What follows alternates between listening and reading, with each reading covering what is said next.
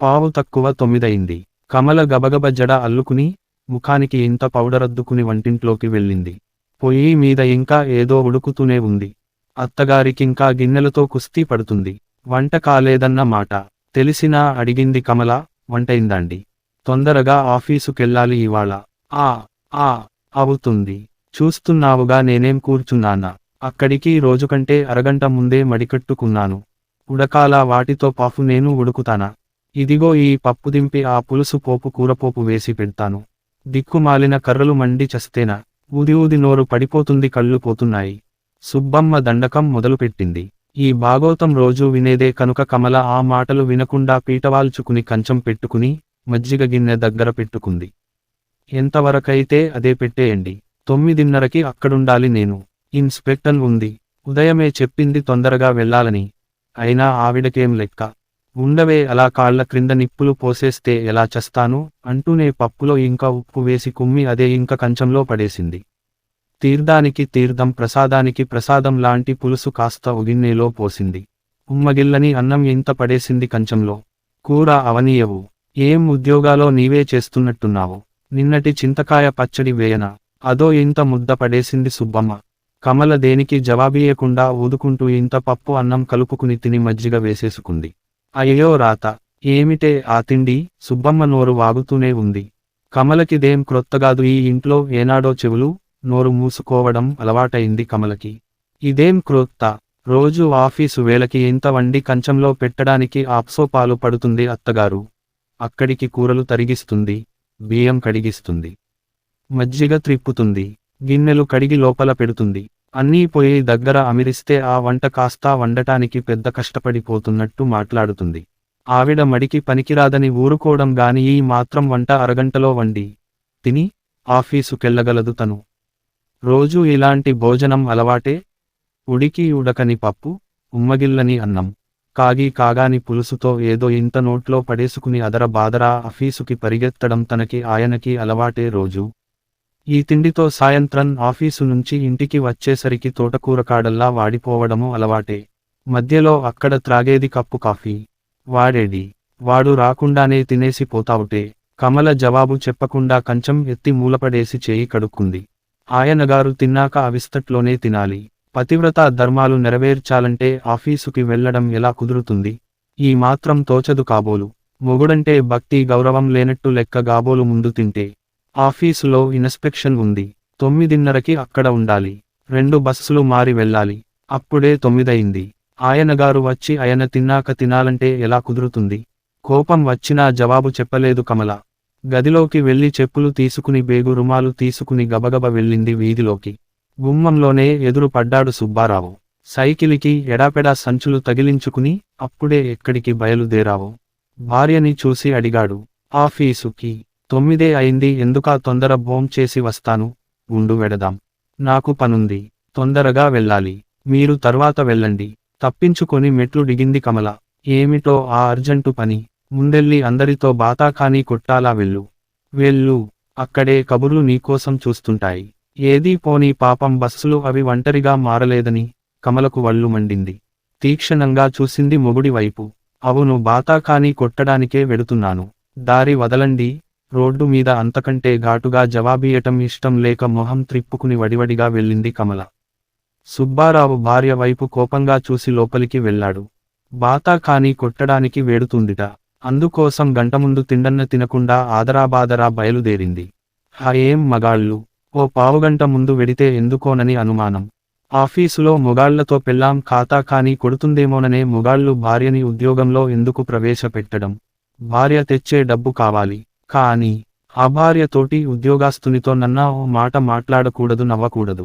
తలవంచుకొని ఆఫీసుకెళ్ళి ఇంటికి రావాలి. ఇంత సంకుచిత్వం మనసులో పెట్టుకుని పైకి పెద్ద ఆదర్శవాదుల్లా అభ్యుదయ భావాలు గల వారిలా భార్యని ఉద్యోగం చేయిస్తున్నట్టు ఫోజు బస్సులు ఎక్కలేదట. ఏ బస్సులు ఎక్కకుండానే 2 ఏళ్ల బట్టి ఉద్యోగం చేస్తుంది గాబోలు. ఎంత చులకన పెళ్ళాం అంటే! తల్లి మనసు కథలు పేజీ 2. ఆవేశంతో కమల అడుగులు గబగబ పడ్డాయి బస్సు స్టాప్ వరకు. ఆ రోజు ఆ బస్సు పుణ్యమా అని వెంటనే వచ్చింది. 9:30కు చెమటలు కక్కుతూ ఆఫీసులోకి అడుగు పెట్టింది కమల. అమ్మయ్య, ఈ రోజన్న టైముకి వచ్చావు అన్నాడు హెడ్ గుమాస్తా. నిజమే. ఏ రోజు కనీసం పావుగంటన్న ఆలస్యం లేకుండా ఆఫీసుకి ఎప్పుడు వెళ్ళింది తను. పాపం హెడ్ క్లర్కు ముసలాయన మంచివాడు గనుక సరిపోతుంది. మరీ ఆలస్యం అయిన రోజున మాత్రం ఇంత ఆలస్యం చేస్తే ఎలా అమ్మా అంటాడు. ఆడిట్ ఇన్స్పెక్షన్ ఉంది రేపన్నా కాస్త ముందురా అమ్మా అన్నాడు. కాస్త తొందరగా రావడానికి ఇంట్లో అంతరాద్దంతం. యాస్టరిస్. అబ్బా ఇంక లైటు ఆపుదు, 10 దాటింది, ఇంక రాకూడదు పడుకోడానికి, విసుగ్గా పిలిచాడు సుబ్బారావు. ఇదిగో ఈ ఫైలు ఒక్కటే రాసేసి. కమల దీక్షగా తలవంచుకొని గబగబా రాస్తుంది. ఆ వెధవ ఫైళ్లు ఇంటికి కూడా తీసుకురావాలా పెద్ద ఆఫీసరులాగా? పెళ్ళాం కోసం నిరీక్షిస్తున్న సుబ్బారావుకి చిరాకు పుట్టింది కమల ఆలస్యం చూస్తే. చర్రున తలెత్తింది కమల. పెద్ద ఆఫీసరుని అయితే చచ్చి చెడి నిద్రవస్తున్నా ఈ ఫైళ్లు చూడవలసిన కర్మ ఏమిటి? గుమాస్తాని తల అమ్ముకున్న దాన్ని కాబట్టి రేపు ఆఫీసులో చీవాట్లు తినాలి గనక చచ్చిచేడి రాస్తున్నాను. ఘాటుగా జవాబిచ్చింది. మాటలు నేర్చావు ఈ మధ్య సై అంటే సై అంటున్నావు. మొహం ముడుచుకుని నిద్రకి ఉపక్రమించాడు సుబ్బారావు. తనకి మాత్రం సరదానా రాత్రి ఈ ఫైళ్లు ముందేసుకు కూర్చోడానికి? కళ్ళు కూరుకుపోతున్నాయి, నిద్ర ముంచుకు వస్తుంది. రోజుల్లా ఆఫీసులో రాసి రాసి కాళ్ళు చేతులు లాక్కుపోతున్నాయి. సాయంత్రం 5:30 వరకు కూర్చున్న పని అవలేదు. ఇంటికి తీసుకెళ్లి ప్రొద్దున రాసి పట్రా అమ్మా పొద్దుపోయింది అన్నారు హెడ్ క్లర్క్. రేపొద్దున్నకి ఆఫీసరు టేబుల్ మీద ఉండాలి. చచ్చి చెడి రాస్తుంటే తన బాధ అర్థం చేసుకుని సానుభూతి చూపడం పోయి వెక్కిరింతలు సూటిపోటి విసురు మాటలు నేర్పిందిట. ఏదో క్రొత్త అభియోగం. ఉద్యోగం చేస్తే మాటలు నేర్చి మాట వినడాని ఉద్దేశం గాబోలు. అంత భయం ఉన్న మనిషి ఉద్యోగం మానిపించి మాట వినేటట్టు చేసుకోవచ్చుగా. ఏం 150 రూపాయలు చేదా? ఎందుకు మానిపిస్తారు? కమల కోపంగా అనుకుంది. యాస్టరిస్. కమలకి మధ్య అస్తమాను కోపం వస్తుంది. ఏమిటో అంతా చిరాకు ఎందుకో, ఎవరి మీదో కోపం. ఒకటే నీరసం. ఏం తినాలనిపించదు, తిన్నది ఇమడదు. ఆఫీసులో ఉన్నంతసేపు ఒకటే నిద్ర. నడుస్తుంటే కళ్ళు తిరిగి రోడ్డు మీద పడిపోతుందేమోననిపించేటంత నీరసం. అయినా ఆఫీసుకి వెళ్ళక తప్పడం లేదు. కమలకి ఉద్యోగం అంటే అసహ్యం పుట్టుకొస్తుంది. రాను రాను ఇంట్లో వాళ్ల మాటలు చేష్టలు అన్నీ చూస్తుంటే ఎందుకొచ్చిన ఉద్యోగం అనిపిస్తుంది. దానికి తోడు వంట్లో బాగుండకపోవడం ఒకటి. అత్తగారు రోజూ ఏదో విధంగా కోడలుద్యోగస్తురాలని, ఇంట్లో వండి వార్చి చాకిరితో సతమతమైపోతున్నట్లు మాట్లాడుతుంది. ఎవరొస్తే వాళ్ల దగ్గర వల్లిస్తుంది. నీకేం తల్లి వండివార్చడానికి ఇంట్లో వంటలక్కనున్నానుగా ఉద్యోగాలు చేస్తావు ఊళ్ళు ఏలుతావు అంటూ ప్రతి మాటకి సందర్భం లేకుండా ఉద్యోగ ప్రసక్తి తెస్తుంది. ఇంకా అడపడుచుందంటే మెట్రిక్ 3 సార్లు తప్పి ఆవిడగారికి 3 పూట్లా తినడం చదవడం పని. ఇంకా ఏదన్నా పని ఉందంటే అది తనే చీర కట్టుకుందో, ఏ రోజు ఏముడి వేసుకుందో, ఏ జాకెట్టు గుడ్డ కుట్టించుకుందో, ఏ క్రొత్త చీర కొందో జాగ్రత్తగా చూసి తల్లి చెవిలో ఊదడం పని. ఊదడంతో సరా, తనకి అలాంటివి లేవని తేలేదని దుఃఖం అత్తగారు ఓదార్చడం. ఆవిడతో నీవేమిటమ్మావంతు? ఆవిడ ఉద్యోగాలు చేస్తుంది, చీరలు కొంటుంది, నగలు చేయించుకుంటుంది. ఊరుకోవే అమ్మా, మనకి లేదని ఏడిస్తే ఒక కన్ను పోయిందిట, ఇంకోళ్ళకి ఉందని ఏడిస్తే 2 కాళ్ళు పోతాయట. ఆ మహారాజే ఉంటే నీవు ఈపాటికి ఓ ఇంటి దానివి అయ్యేదానివి. వాళ్లలాగే చీరలు కొనుక్కోపోదువా? అయ్యో రాత. ఇంట్లో పెళ్లి కాని చెల్లెలుంటే పెళ్లి చేయాలన్న ఆలోచనుందా వాడికి? ఇంతకీ మన బంగారం. ఆ రోజుకి అత్తగారి నోరు మరి మూతపడదు. బయటికి వెళ్ళవలసిందని తనేప్పుడన్న కర్మం కాలి. కాస్త మంచి చీర కొనుక్కుంటే దానికి ఆడబడుచు పెళ్లి చేయలేకపోవడానికి సంబంధం ఏమిటో అర్థం కాదు కమలకి. వాళ్ల మాటలు వింటే ఆ చీర విప్పి వాళ్ల మొహం మీద కొట్టాలన్నంత కోపం వస్తుంది. ఏం ఈ చెత్త పుస్తకాలు చదివే బదులు కష్టపడి మెట్రిక్ పరీక్షకి చదవకూడదు, అప్పుడు తను ఉద్యోగాలు చేయవచ్చుగా కోపంగా అనుకుంటుంది కమల. సరే, అత్తలు అడబడుచులు అనడం లోకసహజం, అందులో వింత లేదు. కానీ కట్టుకున్న మొగుడు, కావాలని ఉద్యోగంలో ప్రవేశపెట్టినవాడు కూడా తనని ఇంత పిసరు అర్థం చేసుకోకుండా మాట్లాడడం ఏమిటి? తనేం ఉద్యోగం చేయాలని ఉవ్విళ్ళురిందా? సంసార భారాన్ని ఒక్కడూ మోయలేక స్కూలు పైనలు ప్యాసాయి ఉన్న తనని ఉద్యోగం చేయమని ప్రోత్సహించింది ఆయన కాదు. ఎవరెవరి దగ్గరకో తిరిగి తిరిగి ఉద్యోగం వేయించింది ఆయనేగా. ఇప్పుడెందుకు మాట మాట్లాడితే ఉద్యోగస్తురాలని ఎత్తి పొడవడం? తనకి ఓ ఏడాది ఉద్యోగం సరదాగానే ఉండేది. కాస్తో కూస్తో సంపాదించి ఆయన భారాన్ని తను పంచుకుంటుందని గర్వంగా తృప్తిగా ఉండేది. ఆ ఆనందం ఇంట్లో ఈయన గారి మాటలతో చేష్టలతో అన్నగారిపోతుంది. ఎందుకీ ఉద్యోగం అనిపిస్తుంది. తోటి ఉద్యోగితో మాట్లాడితే అనుమానం. తన సంపాదనతో ముచ్చటపడి ఓ చీర కొనుక్కుంటే మొగుడంటే లెక్కలేనట్టు నానా మాటలు అనడం. ఆఫీసు నుంచి ఆలస్యంగా వస్తే సవాలక్ష సంజాయిషీలు చెప్పుకోవాలి. అనుమానంగా ఎగాదిగా చూడడం, ఓ 5 నిమిషాలు ముందెళ్ళలంటే 1,00,000 ప్రశ్నలు. ఎన్ని అన్నా మాట్లాడకపోతే ఉద్యోగం చేస్తున్నానని తలబిరుసుతనం అనడం. జవాబు చెబితే అవును మొగుడంటే లెక్కెమిటి మాటకి మాటకి జవాబు చెప్తున్నావో అని కోపం. ఒక్క 10 రూపాయలు జీతంలోంచి ఖర్చు పెడితే ఇది మాత్రం నాకెందుకు, నీ సంపాదన నీ ఇష్టం నాకెందుకు అని డబ్బు పుచ్చుకోకుండా తనేదో ఘోరాపరాధం చేసినట్టు క్షమాపణలు చెప్పించుకోవడం. అడుగడుగునా ఇలాంటి సంఘటనలు ఎన్నో ఈ 2 ఏళ్లలో. ఓసారి గాబోలు సరదాగా తన ఆఫీసు వాళ్ళందరూ కార్తీక సోమవారం పిక్నిక్ వనభోజనాలకి వెళ్లడానికి ప్రోగ్రాం వేశారు. నిజమే ముందు ఆయనతో చెప్పడం మరచిపోయింది. వెళ్ళబోయే ముందు చెపితే ఆ రోజు ఆయన, అత్తగారు ఎన్ని మాటలన్నారు. ఉద్యోగం చేసినంత మాత్రాన పెళ్ళామే అవుతుంది. మొగుడ్ని లెక్క చేయనక్కరలేదని ఎక్కడా లేదుట. ఎంత ఉద్యోగం చేసినా ఆడది ఆడదేట. అడదేప్పుడు మగాడి ఆధీనంలోనే ఉండక తప్పదని గుర్తుంచుకోవాలిట తను. కట్టుకున్న మొగుడ్ని లెక్క చేయకపోతే ఆ భార్య ఎంత సంపాయిస్తున్నా ఏ మగాడు సహించడట. ఆయన తర్వాత అత్తగారందుకుంది. ఆడది మెలగవలసిన రీతులు, అడదుండవలసిన చోటు వైగారాలు వల్లించి, వాళ్ల కాలంలో వాళ్ల మొగుళ్ళంటే ఎంత భయభక్తులతో మెలిగెవరో, ఎలా గడగడలాడే వారో వర్ణించి, మొగుడంటే ఇంత లెక్కలేకపోవడం ఎక్కడా చూడలేదని బుగ్గలు నొక్కుకుని, దానికి అలుసుచ్చి నెత్తికెక్కించుకున్నావో అనుభవించు అంటూ కొడుక్కి మరింత పుర్రెక్కచింది. ఆ రోజు ఎన్నడూ రానంత కోపం వచ్చింది కమలకి. నూటికోనాడు సరదాగా గడపడానికి ఇంత గొడవ. ప్రతిదానికి నీతులు, ఉపదేశాలు, ప్రతిదానికి బెదిరింపులు. ఏం చేస్తారు బెదిరించి? మహా అయితే ఉద్యోగం మానేయమంటారు.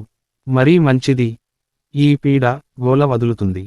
హాయిగా ఆనందంగా ఒకరోజు గడిపే అవకాశాన్ని ఈ మాత్రం దానికి ఎందుకు వదులుకోవాలి? కమల నీతులు వల్లిస్తున్న తల్లి, కొడుకులని వదిలి వెళ్ళిపోయింది. కమలకి తెలుసు ఇవన్నీ ఉత్తిత్తి బెదిరింపులు. ఉద్యోగం మానమనరని తెలుసు. అలాగే జరిగింది. అట్నించి వచ్చాక సుబ్బారావు వారం రోజులు మాటలు మానేయడం మినహా ఏం అనలేదు. ఇవన్నీ ఓ ఎత్తు. 3 నెలల నుంచి తన వంట్లో బాగులేని సంగతి సుబ్బారావుకి తెలియని సంగతి కాదు. తెలిసినా కమల పరిస్థితి, అవస్థ చూస్తూ కూడా చూడనట్లు నటిస్తున్న మొగుడ్ని చూస్తుంటే కమలకి పట్టరాని కోపం వస్తుంది. కమల వంట్లో బాగులేదు, కొన్నాళ్ళు సెలవు పెట్టు అంటే తనెంత సంతోషించేది. అదేం లేకపోగా మరీ నీరసం అనిపించి, ఉద్యోగం చేయలేనని అనిపించి తనంతట తనే అంది. సుబ్బారావు వింత సంగతి విన్నంత ఆశ్చర్యం నటించాడు. ఉద్యోగం మానేస్తావా? ఈ మాత్రానికి ఉద్యోగం మానేస్తావా? మీ ఆడవాళ్లకి లేకపోతే ఉద్యోగం ఏమిటి? ఏ కాస్త కష్టానికి ఓర్చుకోలేరు. ఈనాటికి నీవే పిల్లల్ని కనబోతున్నట్లున్నావు. ఇంత హడావుడి చేస్తున్నావు అని ముందు కాస్త విసురుగా మాట్లాడాడు. తన మొహం చూసి చప్పున సర్దుకుని శాంతంగా నచ్చజెప్పడం ఆరంభించాడు. కమల, ఈ ఉద్యోగం వదిలేస్తే కావాలన్నప్పుడు మళ్ళీ దొరుకుతుందా? ఈ ఉద్యోగం కోసం ఎన్నో చోట్ల ప్రయత్నం చేశానో మరిచిపోయావా? ఆ వేళకి ఎలాగో మెటర్నిటీ లీవు ఉంటుంది. ఉద్యోగం మానేస్తే ఎలా చెప్పు? ఎంతో ప్రేమగా అన్నాడు. కమల ఏమంటుంది? ఇంటి పరిస్థితి తెలియందిగాదు.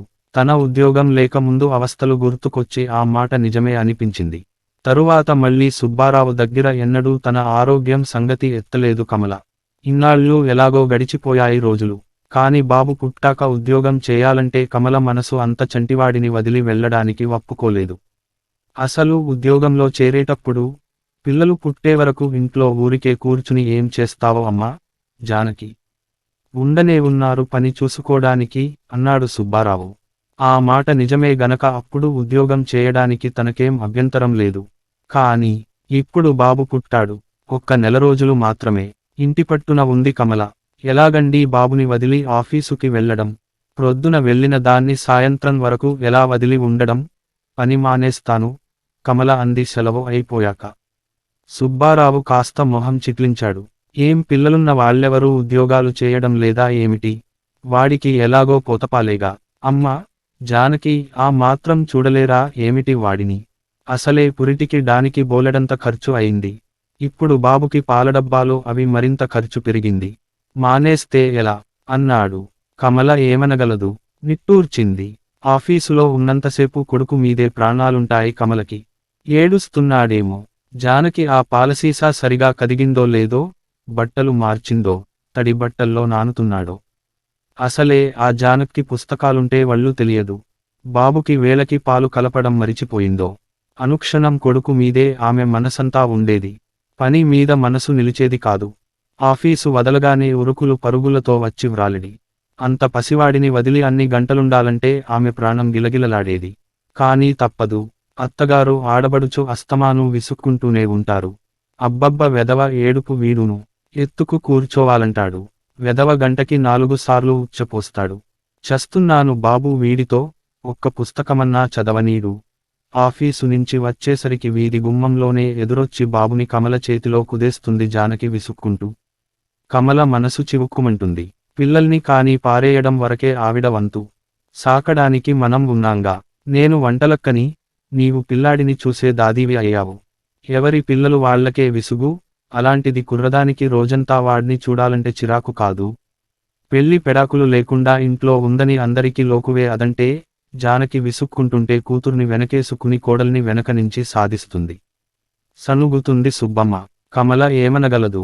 కన్న తల్లి ఉండి, వీళ్ల చేతుల్లో వాళ్ల చేతుల్లో వాడ్ని పెట్టి అందరిచేత మాటలు పడవలసిన తన దుస్థితికి తనే నొచ్చుకుంటుంది. బాబు 6-7 నెలల వాడయ్యాడు. ఓ రోజు ఆఫీసు నుంచి ఇంటికొచ్చే సరికి వీధి గుమ్మంలోనే ఆడబడుచు గొంతు గట్టిగా వినిపిస్తుంది. వెధవా, ఎందుకురా ఏడుపు? పాలు త్రాగి చచ్చినట్టు పడుండక, కొంప మునిగినట్టు ఏడుస్తున్నావు. ఒక్క నిమిషం క్రిందికి దింపడానికి వీలులేదు. వెధవ పీడ, చంపేస్తాను నోర్ముయి. పిర్ర మీద ఒక్కటి అంటించింది. అప్పుడే పచ్చిన పత్రిక చదవనీయలేదని జానకి కోపం. కమల చర్రున లోపలికి వచ్చింది. బాబుని ఎత్తుకుని తీక్షణంగా చూసింది. బుద్ధి లేదు, చంటివాడ్ని కొడతావా? వాడికేం తెలుసు? నీ చేతులెలా వచ్చాయి పసివాడ్ని కొట్టడానికి? రోజూ ఇలాగే కొట్టి చంపుతున్నావా? కోపం ఆపుకోలేక అరిచింది. వదినగారి కోపం చూసి తను కొట్టడం చూసిందని కాస్త జంకింది. జానకి కాని కూతురి తరపున తల్లి వకాల్తా పుచ్చుకుని కోడల్ని ఎడాపెడా దులిపేసింది. అనుదాన్నే అను. నీకేమే రోజంతా హాయిగా ఊర్లుతావు. అదే కన్నట్టు రోజంతా వాడ్ని అది సాకాలి. చిన్న పిల్లడానికి ఓ సరదా పడులేకుండా నీ పిల్లాడిని పాకడమేనా పని? ఏదో నీ క్రింద బంట్రోతులా కాస్త విసుక్కుందని తిట్టిపోస్తున్నావు. నీ పిల్లాడి ఉచ్చళ్ళు, పీతుళ్ళు ఎత్తిపోసే కర్మ దానికేమిటి? చాకిరీ చేయించుకోవటమే కాక అథారిటీ కూడా చలాయిస్తున్నావు. గైమ్మని లేచింది. ఓ అరగంట పట్టుకుని కోడల్ని దులిపింది. కమల నోరు మూసుకుంది. తప్పు తనది కాని వాళ్లది కాదు. నిజమే, ఇంకో అమ్మ కన్నపిల్లల్ని సాకాలంటే ఎవరికి మాత్రం విసుగు కాదు. ఆ రాత్రి సుబ్బారావుతో జరిగిందంతా చెప్పింది కమల. బాబుని అలా వాళ్ల చేతుల్లో పెట్టి ఉద్యోగం చేస్తూ నానా మాటలు పడలేదని కళ్ళంట నీళ్లు పెట్టుకుంది. సుబ్బారావు ఆలోచించాడు. కమలని శాంతపరిచాడు. అమ్మని నేను కేకలేస్తాను. ఉద్యోగం మానేస్తే ఎలా చెప్పు అంటూ వదర్పాడు. మర్నాడు ప్రొద్దున్నే తల్లితో గట్టిగా చెప్పాడు. సుబ్బమ్మ వంటిట్లో చతికిలబడి కళ్ళు వట్టుకుంటూ కూర్చుంది. అనండి నాయన అనండి. నీ పెళ్ళానికి నీకు మేము నొకరీవాళ్లం అయ్యాం. ఆ మహారాజే ఉంటే మాకీ గతి పట్టెదా? నీవిలా అనేవాడివా? కానీవే అమ్మా. తల్లి మన కర్మమే తల్లి. ఈ ఇంట్లో మనం నోరెత్తడానికి లేదే అంటూ కూతుర్ని పట్టుకుని పోయిన మహారాజుని తలుచుకుంటూ రాగాలు పెట్టింది. ఆ రోజు నుంచి కాస్త అత్తగారి విసుగులు ఎత్తి పొడుపులు తగ్గాయి. జానకి కూడా కమల ఉన్నంతసేపు బాగానే ఉండేది. పిల్లాడిని కసరడం తగ్గించింది. అయినా కమలకి తను అటు గడప దాటగానే వాడిని సరిగా చూడరేమో అనుమానం ఉన్నా గత్యంతరం లేక ఊరుకుంది. ఆ రోజు ఆఫీసులో ఎవరో గుమస్తా చచ్చిపోయారని 1 గంటకల్లా సెలవిచ్చేశారు. ఎండలో చెమటలు కక్కుతూ వచ్చింది కమల. వీధి కోసకే బాబు ఏడుపు తారాస్థాయిలో వినిపిస్తుంటే ఎందుకేడుస్తున్నాడో అనుకుంటూ గబగబ నడిచింది కమల. గుమ్మంలో అడుగు పెడుతుండగానే ఉయ్యాలలో బాబు గుక్కపట్టి ఏడుస్తున్నాడు. గబాలున బాబు దగ్గరికి ఉరికింది కమల. ఎంతసేపటి నుంచి ఏడుస్తున్నాడో గాని బాబు మొహం అంతా తడిసిపోయి ఎర్రబడిపోయింది. ఏడ్చి ఏడ్చి ఇంకా ఏడవడానికి ఓపిక లేనట్టు కమలని చూడగానే చేతులు చాపాడు 9 నెలల బాబు. గబుక్కున ఎత్తుకుని గుండెల కడుముకుంది కమల. జానకి కోసం చూసింది. ఎందుకేడుస్తున్నాడో కారణం తెలియక అత్తగారిని అడగడానికి వంటింట్లోకి వెళ్ళింది. ఆ రోజేదో ఉపవాసం ఉండి అప్పుడే సుబ్బమ్మ ఇంత చలిమిడి అరటిపళ్ళు, వడపప్పు, వగైరాలు చుట్టూ పెట్టుకుని ఫలవారం చేస్తుంది. కోడలని చూడగానే కాస్త గతుక్కుమంది. వచ్చావా? కిందికి దింపడానికి లేదు. నేను మది గట్టుకున్నాను. జానకి పక్కింటి వెళ్ళింది. పాలా? ఇప్పుడెం పాలు? 12ంటికి పట్టలేదు? ఆశ్చర్యంగా అడిగింది కమల. తను ఆఫీసుకి వెళ్ళేటప్పుడు 9ంటికి పట్టి వెడుతుంది. తరువాత 12కి మళ్ళీ టైము లేదే. అప్పుడు పడుకున్నాడు. పుస్తకాలు తెచ్చుకోస్తానని వెళ్ళింది. ఎంతకీ రాదు. ఇదిగో ఈ ఫలహారం కాస్త తిని మైలపడి పడదామనుకుంటున్నాను. రానే వచ్చావు. నిర్వికారంగా అంది సుబ్బమ్మ. కమల నోటమాట రాకుండా నిలబడిపోయింది. 9ంటికి త్రాగిన పాలు, దగ్గర 2 అవుతుంది.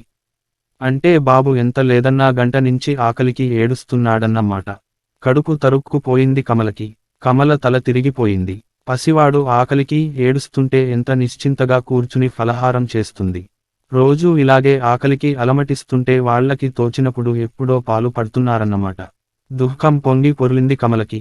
తనని తనే తిట్టుకుంది. భుజం మీద నిస్త్రాణ వచ్చినట్టు వాలిపోయిన బాబుని గుండెల కదుముకుంది. ఆ క్షణాన్న కమలకి అత్తగారి మీదే కాదు, మొగుడు మీదే కాదు, తన మీదే కాదు, అందరి మీద, ఈ ప్రపంచం మీద, మనుష్యుల మీద చెప్పలేని ఏవగింపు కలిగింది. అత్తగారిని ఆవిడ తింటున్న చలిమిడి ముద్దలా చేసి మింగాలనిపించింది. బాబుకి పాలు కలుపుతుంటే అలా చెంపలబడి కారిపోతున్న కన్నీటిని తుడుచుకునే ప్రయత్నం చేయలేదు కమల. ఆ రాత్రి కమల ఖచ్చితంగా సుబ్బారావుతో చెప్పేసింది. ఇంకో అమ్మ కన్నబిడ్డల సుఖాల కోసం నా కన్నబిడ్డను బలిపెట్టుకునేటంత త్యాగాలు చేయడం నా వల్ల కాదు. నేను మీకేమన్నా చేయగలిగిన సహాయం ఉంటే అది నా వంతు తిండి ఒక్క పూట మానడం మినహా నేనేం చేయలేను. బాబు పెద్దవాడయ్యే వరకు మళ్ళీ ఉద్యోగం ప్రసక్తి నా దగ్గర తేకండి.